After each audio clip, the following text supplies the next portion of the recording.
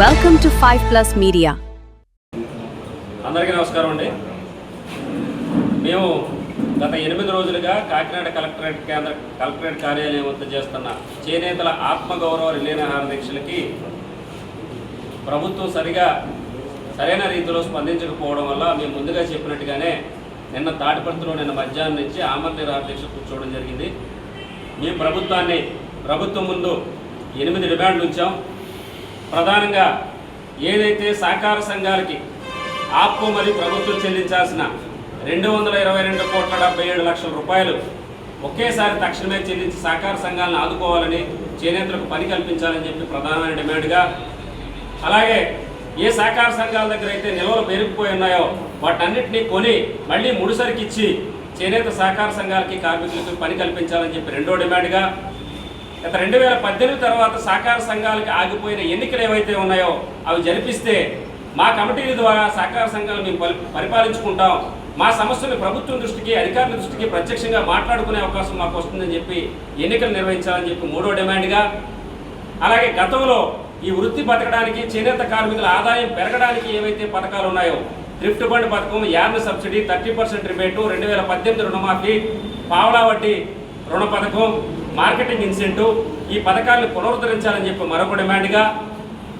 అలాగే బడ్జెట్లో మాకు అన్యాయం జరిగింది, మీరు 115 కోట్ల రూపాయల బడ్జెట్ను చూపిస్తున్నప్పటికి కూడా 100 కోట్ల రూపాయలు వేరే పనులకు వెళ్తూ ఉన్నాయి, మాకు 1000 కోట్లు ఉంటే కానీ సరిపోదు, 1000 కోట్ల రూపాయల బడ్జెట్ని కేటాయించి మీరు జరిగిన అన్యాయాన్ని సర్దిద్దాలని చెప్పి మరొక డిమాండ్గా, ఏదైతే ఎన్నికల్లో ఎలక్షన్ మేనిఫెస్టోలో కూటమి ప్రభుత్వం అధికారంలోకి రావడం కోసం మీరు ఇచ్చిన హామీ గత వైసీపీ ప్రభుత్వంలో 24,000 రూపాయల నేతన్న భరోసా ఇచ్చి మిగతా పథకాలన్నింటినీ ఆపేసింది, మేము అధికారంలోకి వస్తే 25,000 రూపాయలు ఇస్తాము, మిగతా పథకాలని కూడా పునరుద్ధరిస్తామని చెప్పి మీరు చెప్పారో ఆ 25,000 రూపాయల నేతన్న భరోసా అమలు చేసి మీరు ఆగస్టు 7, 2025 ముఖ్యమంత్రి చంద్రబాబు నాయుడు గారు గత సంవత్సరం ప్రకటించిన నేతన్న భరోసా వెంటనే విడుదల చేసి ఆ హామీని నిలబెట్టుకోవాలని చెప్పి మరొక డిమాండ్గా, ఏదైతే కేంద్ర ప్రభుత్వం చేనేతల మీద GST విధించిందో దుర్మార్గంగా, అది సరైన విధానం కాదు, భారత రాజ్యాంగంలో పన్ను విధించకూడదు చేనేతలకి, ఇది కుటీర పరిశ్రమ చెప్పినప్పటికీ రాజ్యాంగ విరుద్ధంగా విధించిన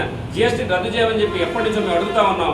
దాన్ని మీరు రద్దు చేసే అధికారం మాకు లేదు, కానీ మేము పునరుద్ధరిస్తామని చెప్పి దాన్ని రీఎంబర్స్మెంట్ చేస్తామని చెప్పి ఎలక్షన్ మేనిఫెస్టోలో పెట్టారు, దాన్ని నిలబెట్టుకోవాలని చెప్పి మరొక డిమాండ్గా, మా ఈ సమస్యలన్నీ కూడా అపరిష్కృతంగా ఉన్నాయి, మా సమస్యలు పట్టించుకోవట్లేదు, చేనేతలు నిర్లక్ష్యం చేస్తూ ఉన్నారు, చేనేత రంగాన్ని నిర్లక్ష్యం చేస్తున్నారని చెప్పి ఎవరైతే మాకు ఆప్కో MD యాంటోన్ కమిషనర్గా రేఖారాణి గారు ఉన్నారో ఆ రేఖారాణి గారిని బదిలీ చేయాలని చెప్పి మరొక డిమాండ్కి 8 డిమాండ్లతో మేము రిలే దీక్ష ప్రారంభం చేస్తాం.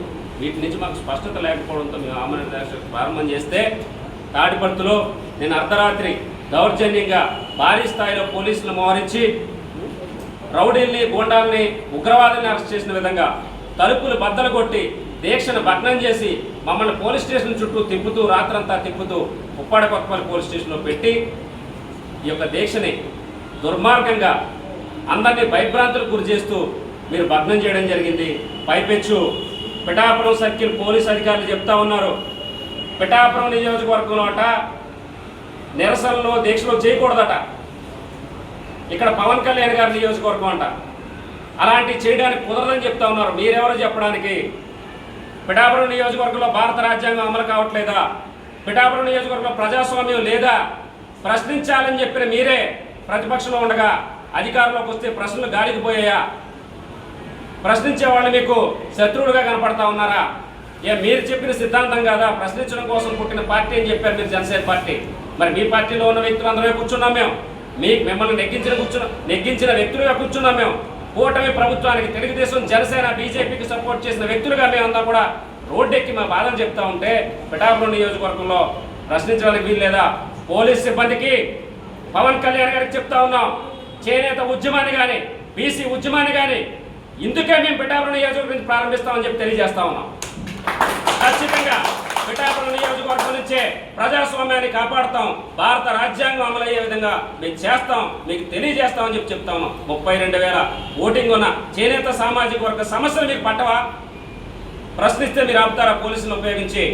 మేము పోలీస్ సిబ్బందికి చెప్తా ఉన్నాం, భవిష్యత్తులో ప్రతి ఉద్యమాన్ని పిఠాపురం నుంచే మొదలు పెడతాం, దమ్ముంటే మీరు ఆపుకోండి అని చెప్పి చెప్తా ఉన్నాం.